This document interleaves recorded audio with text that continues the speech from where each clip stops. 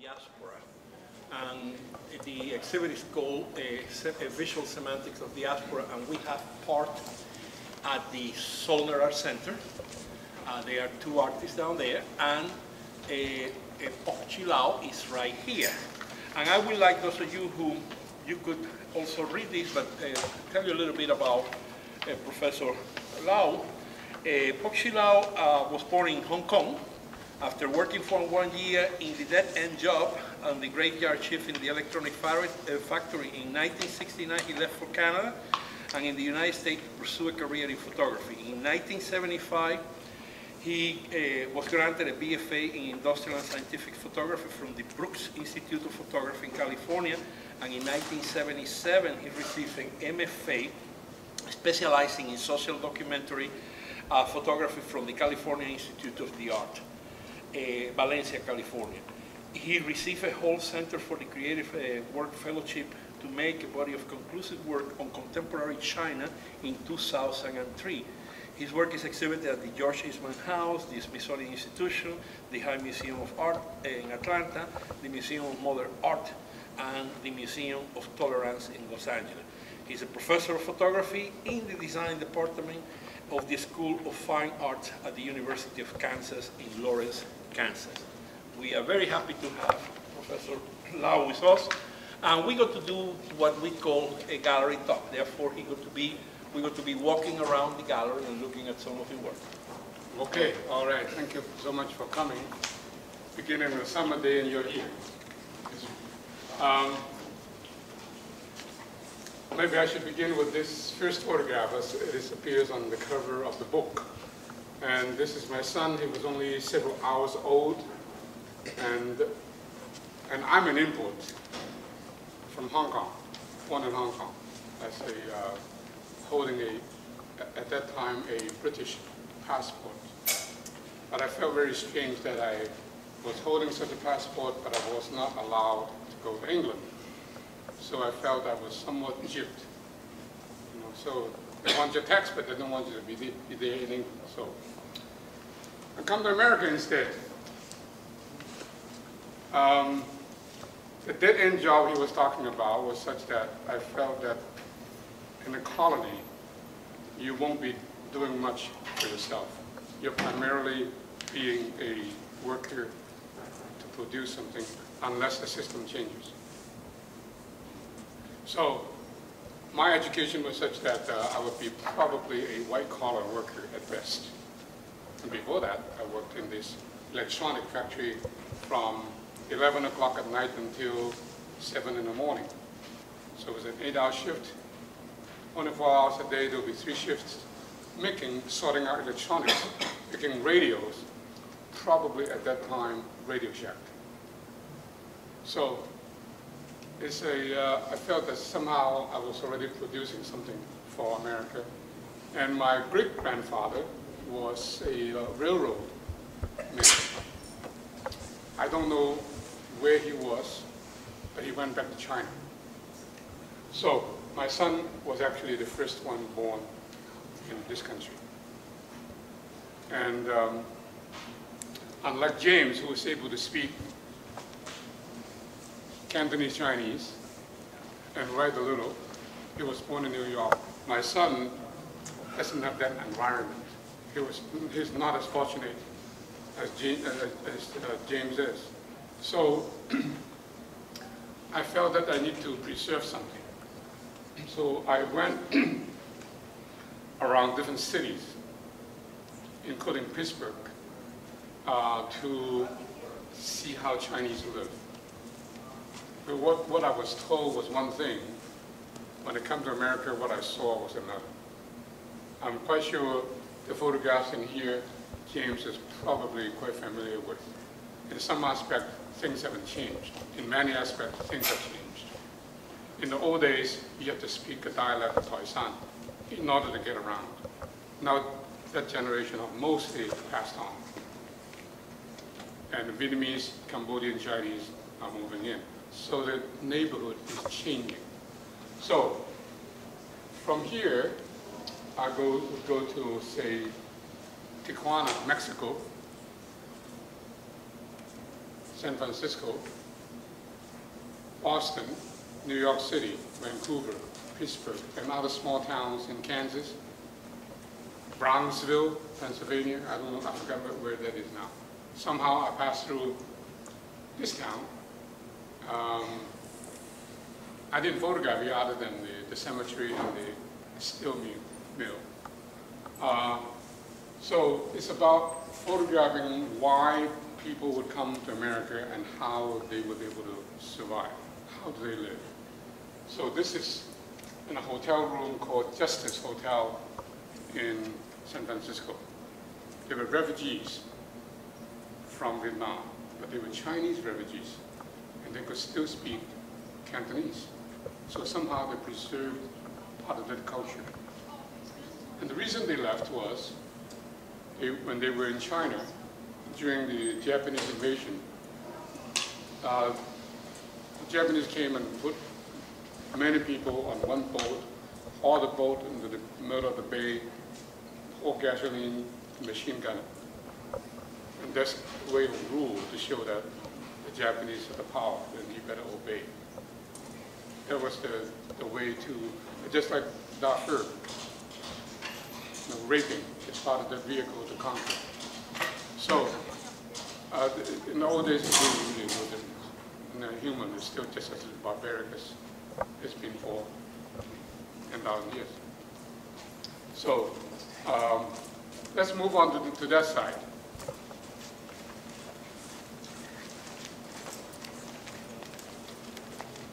So, several years later, 5 years later, actually, I went back to San Francisco. That group of Vietnamese Chinese had moved because they have torn down the Justice Hotel to build a new conference hotel. So these people moved into some tenement building on Stockton Street. And the youngest son was getting married.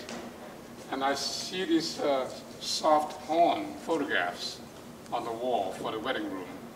So I don't know whether we were aware of it or not, that the father was there, that somehow I got into the room and the son and the daughter-in-law wasn't, they went around. So I got in the bedroom and shoot from this angle and include the change and acceptance of new culture. To my surprise, the family is illiterate in Chinese. They cannot write any language at all. So they can speak language, but being Vietnamese, Chinese, and you make a living as a fisherman, there was no school. So none of the children, including the parents, have learned anything about literature or writing. So my curiosity really, really got expanded. Why were they able to keep something as a culture? So in the book, which I have not been able to show everything here. Hey, Larry.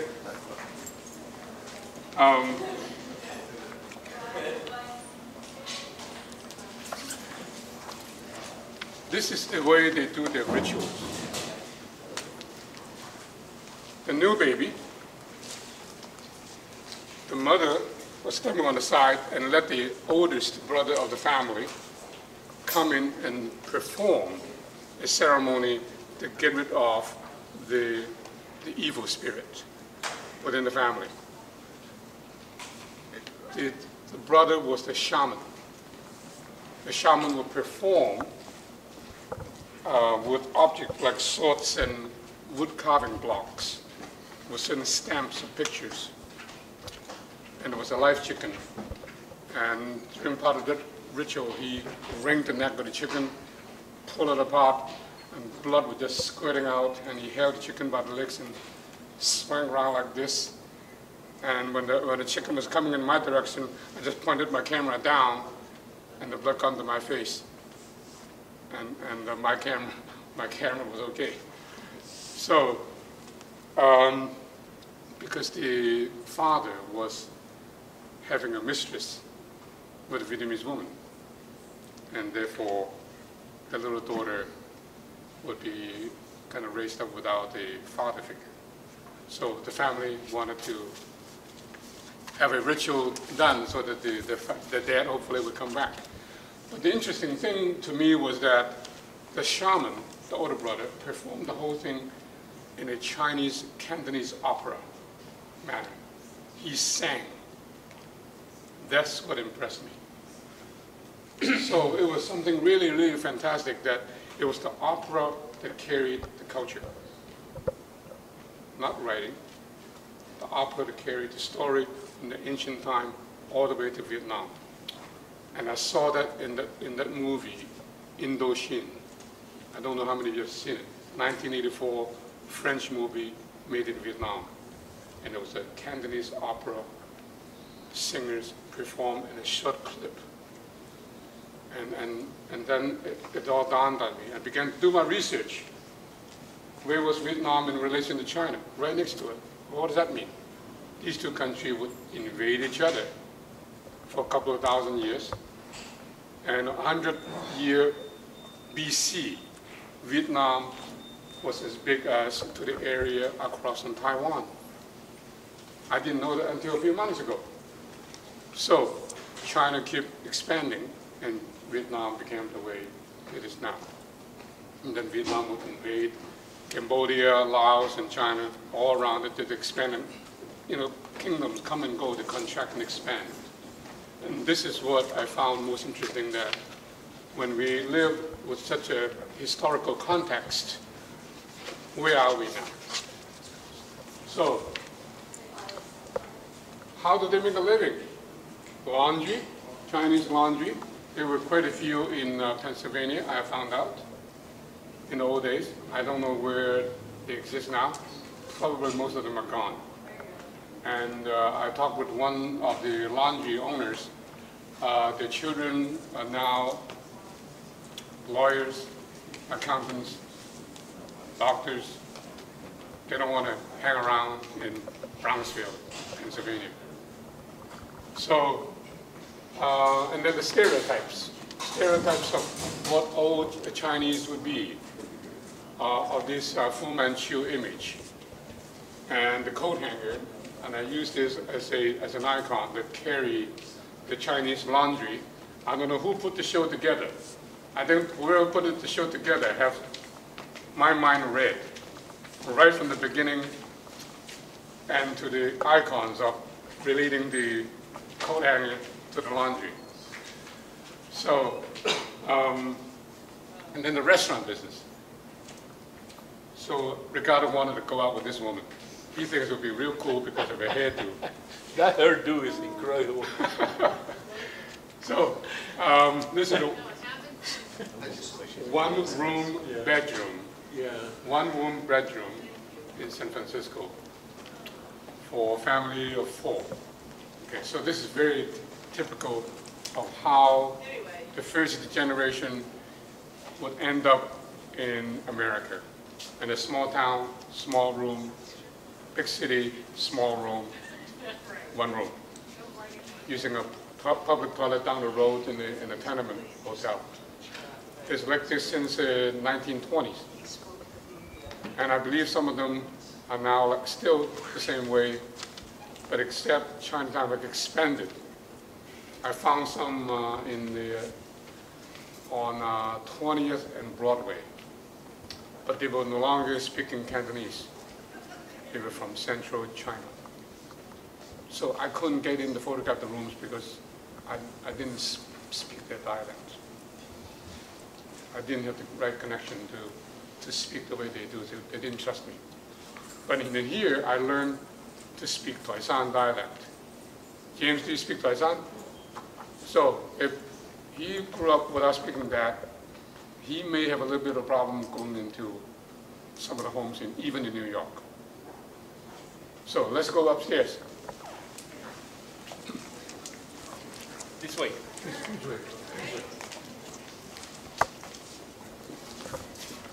This way. You go first. I go first.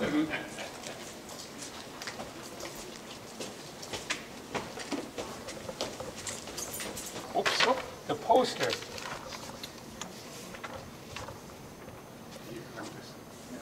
You're standing in front of the camera.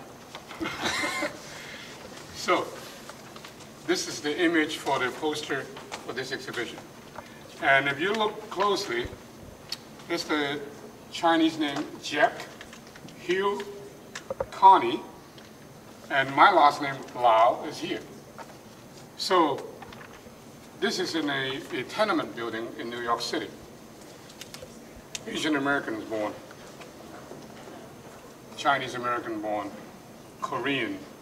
Somehow, a lot of people ended up in Chinatown because it's a low-cost renting area. Used to be. Used to be, I should say. So, and then you go inside. You go into the rooms, and you see something else. And what I wanted to describe to you is the images that I play of, say, this is a newspaper printout of the Chinese pageant in Chinatown, a Miss Chinatown, and it's still going on yearly. And how these images are played against this American icon. It looks like 1930, 1960-ish, I cannot tell the era, Marilyn Monroe type, you know, in swimsuit. And then the Chinese will do the same thing. The swimsuit beauty contest on the bottom. So, and then at the same time, you look at this door. 1, 2, 3, 3 locks, and 3 chains, and there was one on the bottom of the door, which I couldn't put again. Otherwise, I lose my composition if I include that. So I stay within this and understanding how things are hung within one room of a home. Paper towel here, this jacket here, and this is the front door. So this is within a room a man lives to spend most of his life. So for those of you who live in a dormitory, you think that you're living in a small world. You're suffering, and these people at the age of 30, 50, 60, 70, 80 are still living like this. Not for 4 years, but maybe for 4 decades. So perceive it in that kind of a time frame. And then the beauty images reappear in these walls of chefs of Chinese restaurants. This is again in Pittsburgh, right upstairs of the 1 block Chinatown in Pittsburgh at that time. How many of you have been to Pittsburgh Chinatown? No. How big is it now? Not too big. It's shrinking. Shrinking. Yeah, shrinking. Very much. It's like Philadelphia, you know, so it's shrinking. So, if some of you have read the book Joy Luck Club, and I saw that kind of family right in Pittsburgh. So, 4 generations speaking mixed languages of Chinese and English and Toisan, all in the same household. And then people like James in his generation speaking to each other all in English in American context. And then the grandparents have no idea what the kids were saying and let them alone. You know, let them be what they are. So now, in this situation, the chefs were hired from San Francisco, New York, into a small town like Pittsburgh. So this man is away from the family. So let's go to this side.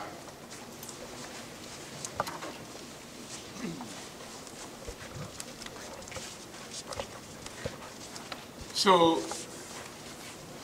lots of Chinese like myself have made a path for ourselves not to work and make a living in Chinatown, even though I wasn't born in America. So the next generation, like my friend Jack here, who passed away already, he was a computer engineer. And the daughter is a biologist, marine biologist. So the mixing of culture, he coaches baseball, and then the grandparents' objects brought from China will stay within their home. And they have tons of antiques based on what they have brought in from the 2 generations ago. And this is my son here. He was 3 years old and with a great-grandmother that we have never met before until that day. And I just want to photograph her within her household in a small town. And I was surprised to see that there's a mallet hung on the wall, and Ronald Reagan have signed something for the family. And across from this wall is this American icon, a trophy, deer head, and the velvet wallpaper. And it's 3 generations of family photographs. The ones of mixed race, that's how I began to pay attention to mixed race children other than my own.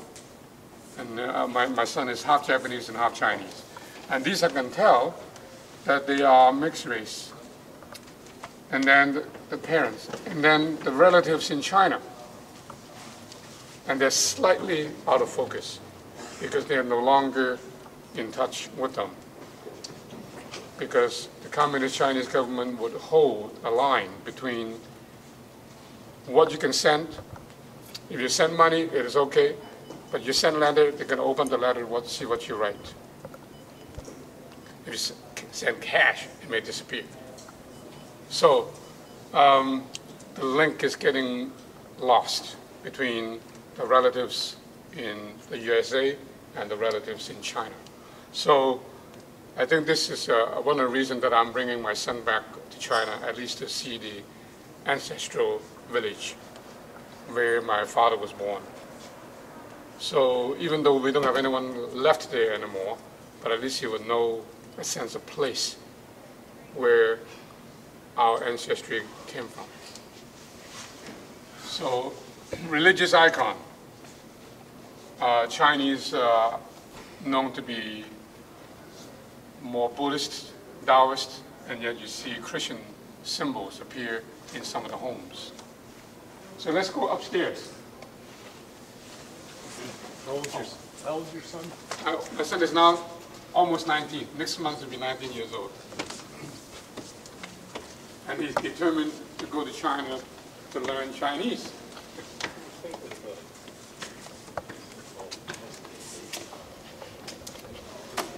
Their peers will not accept Chinese.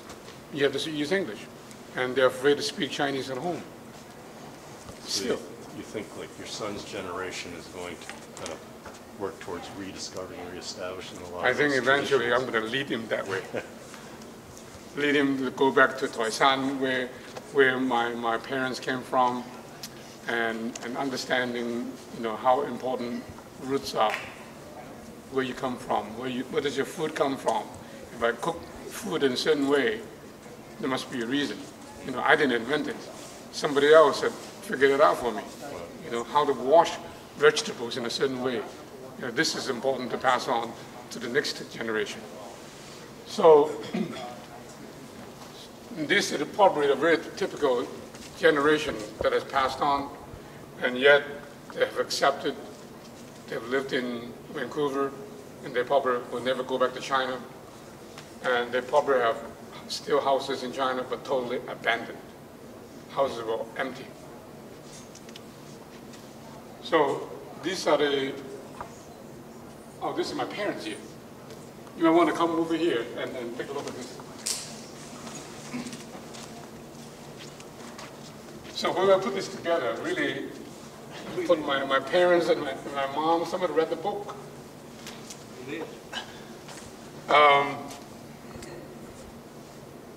This was taken in 1968, the earlier days of my taking pictures. I didn't know how to make photographs. So it was such that the time right before I left Hong Kong for good, for some reason something told me that I ought to make a photograph. And I bought a Chinese-made camera, so the optics are not very good. But as I've written in my book, I thought my parents loved each other. And then later on, 20-some years later, and I found out my mom, they really didn't like my dad. And I kept pursuing, what's the matter? What's wrong? And then she began to tell me lots and lots of stories about why she hated him. she tolerated him. So in this chapter, there's a chapter in this book, really the longest chapter I've devoted to this story. Does mom love dad? Does dad love mom? When in fact they didn't love each other. So my mom was a third wife. My dad's first wife died without bearing any children. I mean, any son. She had 2 daughters, but no son. My dad, according to the tradition, wanted a son. So he married the second woman and found out this woman couldn't bear children.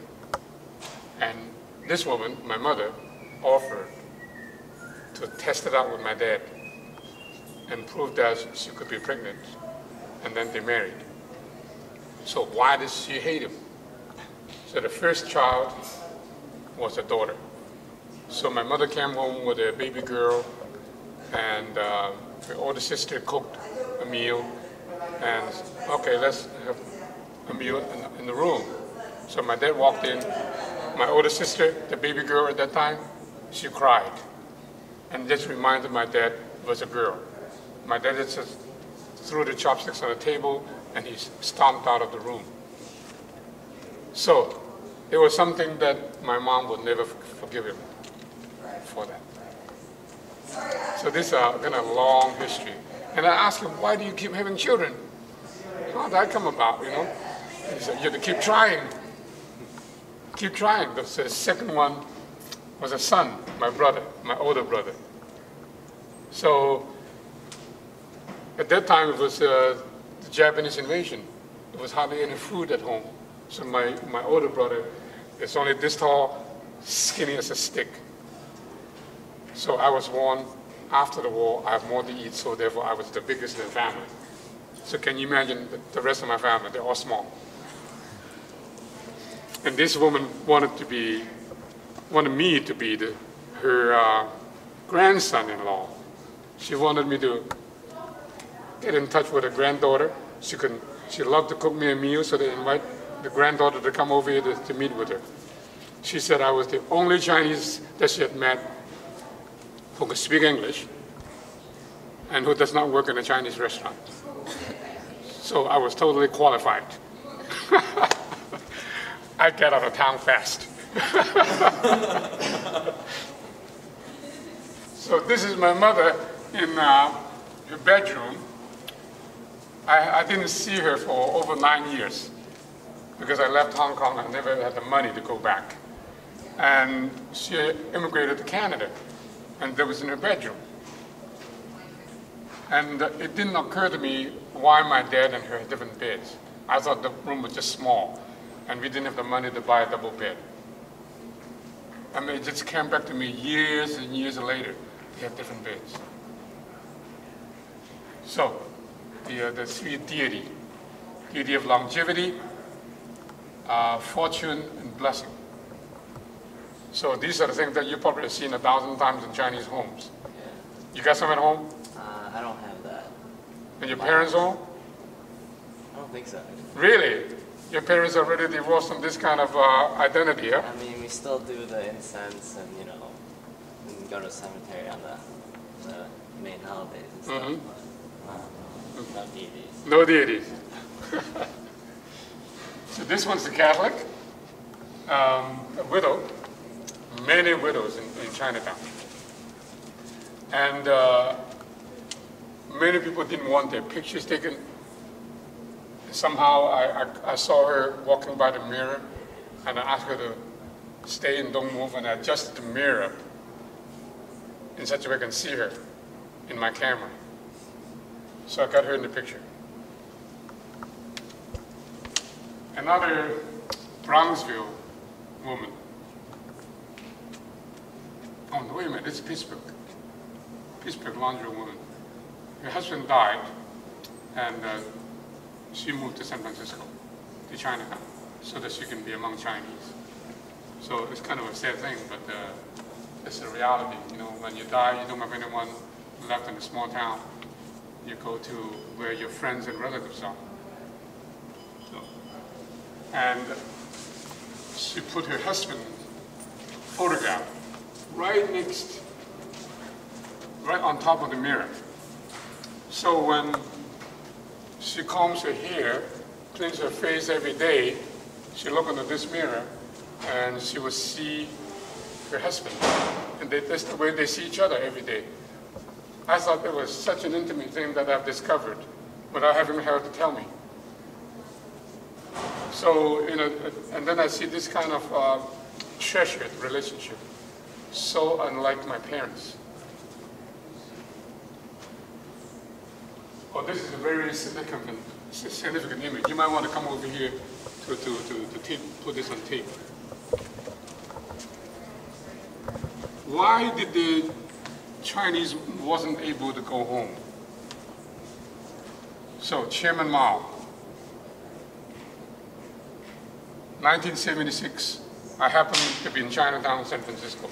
I drove from Los Angeles to San Francisco the night before and found out that he died. And I walked in the alley, the newspaper was in the window and announcing the death of Chairman Mao.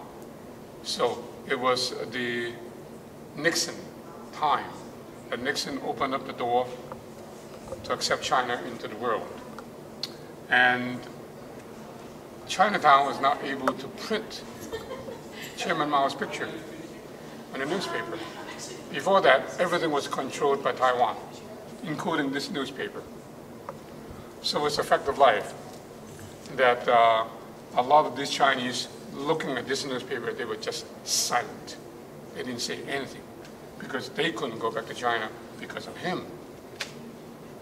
Because of a communist country, the US didn't want any Chinese to go back to China. You'll be a spy. It's just like in the Iran-Middle East situation now. If you're of Middle East descent, probably your phone is tapped. Correct? It's in the news, Homeland Security. They can read our email, chip, bank account, anything. So at that time, if you're Chinese, you don't want to be tagged that you go back to China and visit your relatives. So now we just expanded it further and bigger. So Chinese are born in Chinatown and very much of a home that is a broken family. You know, the father didn't want to come home. The mother was a slow learner, so the social worker brought me in. And I photographed this and I got into the bedroom. Opened up the bedroom, full of car parts. It was not a bedroom. It's like a storage room of car parts. And I photographed that. And her brother came back and just gave me hell for photographing the bedroom with the car parts. And mysteriously, that roll of film disappeared. And thank goodness this roll of film stayed. I don't know how it happened. Somehow one of the two rolls disappeared, this one stayed. So, another generation born in Chinatown. And this is the icon, you know, it's just like Virgin Mary, you know, blessing the newborn. Except this is the movie star in Hong Kong or Taiwan, some of these places. I don't know, were you born in Chinatown? Or born in the suburbs? No, I was born in Brooklyn. In Brooklyn? So you're away from Chinatown? Yeah. So you weren't born in some of these situations? No, well, no. But this is really, really interesting to see babies born within this very tight-knit community. That means the next apartment is another Chinese, another immigrant, with parents that do not speak English. So let's go to another floor. We got one floor. In Guangzhou. In Guangzhou. Yeah, mostly. But they went to college. Like my mom got her, like learned English and got her master's here. Here. Yeah. Learn English and got her master here. So they were professional now. My mom's a teacher. Yeah. So this happens to be my home. I just want to illustrate that within the book. A lot of people like myself who came as students, not as an immigrant, not following the older generation of Toisan people who didn't have the education, didn't have the language skill, who never got out of Chinatown. I never spent any time in Chinatown in terms of living for a year or two, making a living. I never done that, except in my restaurant days that I worked in a restaurant as a cook. Yeah, my dad did that. And I did that out of necessity to save money for tuition. But I was offered a partnership to open up a restaurant, but I didn't want to own a restaurant like the rest of the people that I saw. To me, there was another dead-end job. They work until 2 in the morning, and entertaining themselves playing mahjong until 4 or 5 or 6 in the morning, and then go back to the job again at 2 o'clock.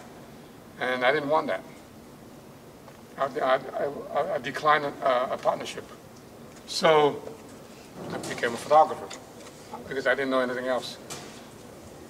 And saved some money and built myself a house and just wanted to get rid of that stereotype.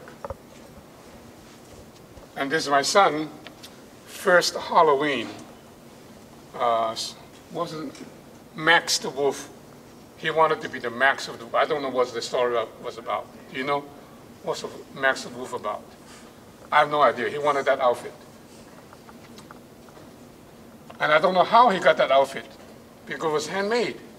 Someone, liked him enough to make him that outfit. So I thought, God, this is the first American experience for him. So I made a photograph at home. So, first generation immigrant ironing the flag. He was actually ironing the flag on the floor. Now, well, why did you give me that expression? You're not supposed to put an American flag. You're not supposed to put the flag on the floor, right? I knew that much. I thought, oh, shoot, this guy, he's putting the flag, he's going to iron it, as if it's dead, So I thought, I better tell him something, because there's another camera, another newspaper guy was there, shooting video from the Wichita Eagle. And I said, hey, you're not supposed to do that on the floor, it's an insult. And he said, what do you mean? Just do it, just take it out of the floor and get on the table, something. Just do it now, because the camcorder's coming, So he got his glass of water, drank it, and like that, just like a laundryman. And spray the water on the flag and iron it. There was no water spray, using his mouth. It was such a typical Chinese trade. Get too slow to get a bottle to squirt like that. You take a drink, spit it out. So, if your ancestors have worn shirt done by Chinese laundry, you're probably wearing Chinese saliva. I hate to tell you this. So, moving to the suburb, you got the Santa Claus. You got the Chinese stuff, Lucky Charms, and the new tech, electronic equipment coming in as entertainment. All of this is new values for new Americans. They will not have to spend any time in Chinatown. So and then you have the mixed race. Like my son, this is a typical situation, but he has a really mixed identity. So people like him would be able to speak Cantonese because I insist upon that he speak Cantonese at home with me, even though my wife is American. So my wife has developed a tolerance for me to speak Chinese with my son. It took a lot out of her. It was not easy. And his mother is Japanese. So we developed this tolerance among all people in the family that America is changing.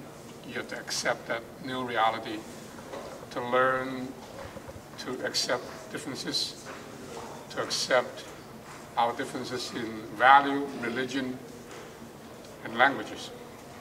So her parents didn't want to have anything to do with African Americans. Okay, so folks like her her parents disowned her, and I could identify with her, and we became friends, and I photographed her for like a couple of years. No, 10 years. And I know this man, Al. They at one time lived in Lawrence, Kansas. And the daughter, born, she looked like a Filipino. Now imagine Mongolians traveling south and Australian natives moving north. They met at the South Pacific Islands. And that's how Filipinos look the way they do. You figure that out? So, if you go to Mexico, you look at some of the native Mexican babies, indigenous, and they all have this blue patch on their butts. You know that? It's a Mongolian trait. So, I didn't know about this. And I was in Cozumel, and this Mexican anthropologist introduced himself. He said, "You and I are brothers." I said, "Brothers?" I look at this guy, you know, this guy's a Mexican, and I don't speak a word of Spanish. And he said, "We are brothers." I said, "You gotta be kidding." He said, "If you take off your pants, if you can still find your blue spots, you're my brother." And I remember seeing Chinese baby got blue spots. And he said, if you look at most of the Mexican babies, which are indigenous along this Mayan peninsula, they do have blue spots. And then I understood what he said. The Mongolian came from the Aleutian Islands all the way to Mexico, Central and South America. That's what he meant. So I was named. I wouldn't know there's any Asian in her. I wouldn't know there's any Asian in him until he gave me the name Choi. And he said, we all speak in Spanish, but we know in our hearts that we are Chinese. They still have that identity. They have a Mexican-Chinese Association in Tijuana. They have one in Mexicali. They have one in Mexico City. So this is something very surprising, that as unidentifiable as they are, being Asian, they have their own Asian-Mexican Association. So it's something really precious that I feel that something that they want to hang on to is still instilled in them. But this kid was born in Hong Kong. His last name is Kotwa, an English name. He told me he speaks perfect Cantonese, okay, and perfect English. His great-great-grandfather was one of the governors who slept with his maid, a Chinese woman, and therefore the Chinese blood continues.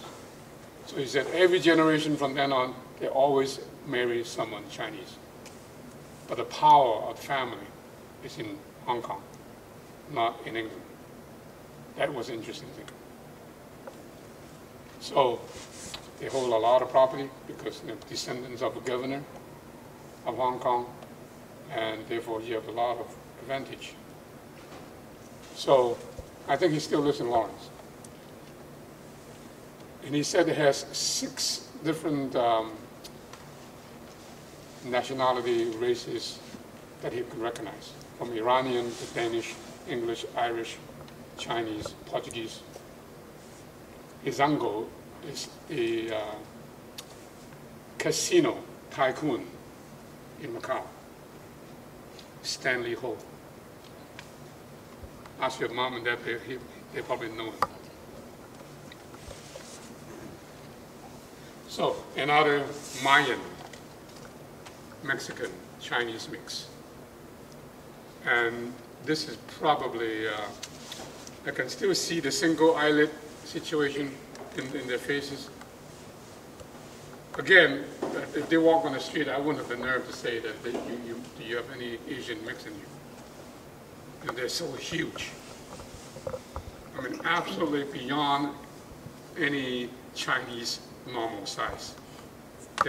He is twice the size I am. So, very non-Chinese-like. And then we celebrate this big pot, a melting pot, okay? Roast duck and muffins. Disney with milk and Valentine chocolates. This is how we celebrate American 4th of July type of holidays. Any questions? You want to know the details? I have 3 books downstairs you can buy. And with educational discount. You're welcome to have any questions, or we can go downstairs and talk some more. They got some refreshment right there. And refreshments over there, we can go over there, there's something to eat.